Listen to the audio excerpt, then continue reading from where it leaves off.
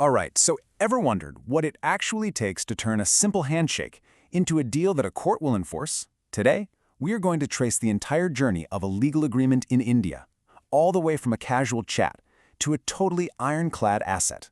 Let's dive in. So let's kick things off with this question, because it's a big one. You agree on something, you shake on it. Is that it? Is that deal legally binding? I mean, for anyone running a business, working as a freelancer, or even just buying a house, you gotta know the answer to this. It's absolutely crucial. You know, every single deal, big or small, starts with a spark, right? An idea. But for that spark to become something the law actually recognizes and protects, it has to follow a very specific path. And that path always starts with a formal offer. Okay, so the very first official step is what the Indian Contract Act calls a proposal. We just call it an offer. But this isn't just some casual suggestion, you know? It's a clear, formal statement saying, hey, I'm ready to make this deal. You can think of it as the actual blueprint for the entire agreement. And here's exactly how that blueprint gets built. First, that idea becomes a formal proposal. Second, that proposal has to be communicated. The other person has to know about it.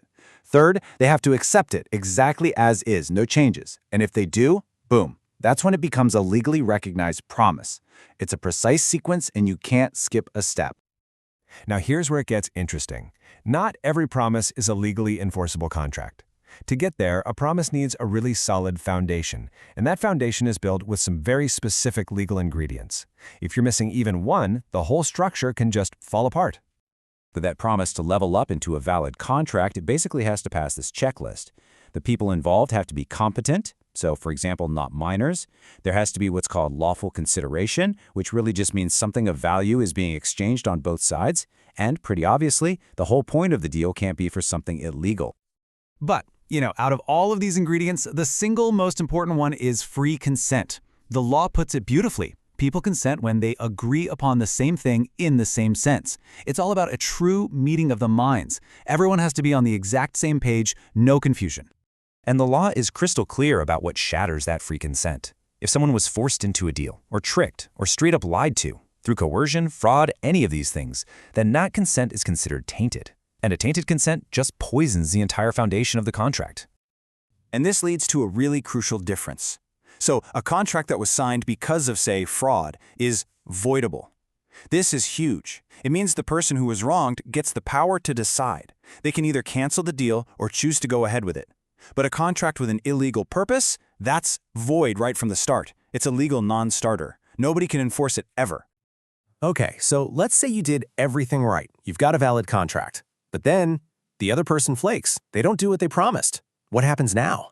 Well, this is where the law steps in with a kind of insurance policy for your deal. It's a whole toolkit of legal remedies. And one of the most powerful tools in that kit is something called specific performance. Now, this isn't about getting money because you were wronged. Nope.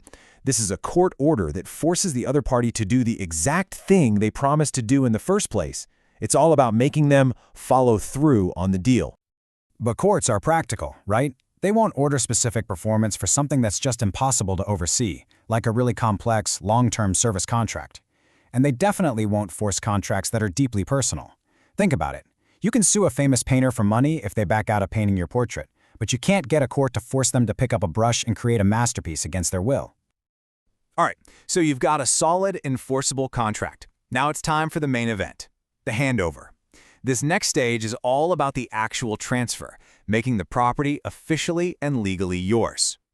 In India, property transfers usually happen in one of these three ways. A sale is pretty straightforward. It's a permanent transfer of ownership in exchange for cash.